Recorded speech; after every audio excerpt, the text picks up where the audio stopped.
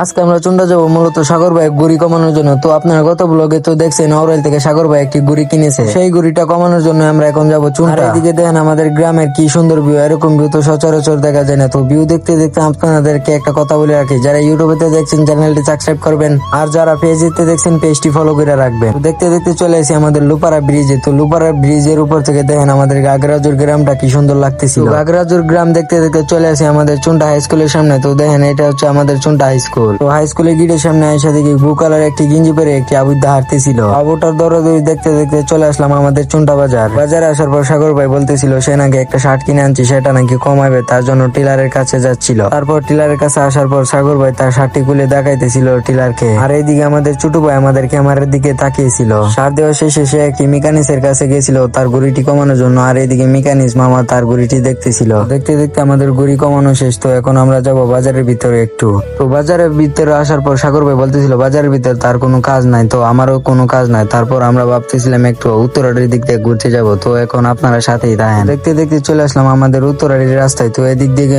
আমরা উত্তরাটি যাব। উত্তরাটি আইসা দিকে একটা পুষ্করিণীর মধ্যে কি সুন্দর সুন্দর শাপলা ফুল বাঁচতেছিল। তো দেখেন কি সুন্দর লাগতেছিল ফুলগুলা। তো ফুল দেখা শেষ। আপনাদেরকে একটা কথা বলে রাখি, আমার টিকটক আইডির বায়োতে থাকা ফেসবুক লিঙ্ক নিয়ে চাপ দিয়ে আমার ফেসবুক পেজটি ফলো দিয়ে রাখবেন।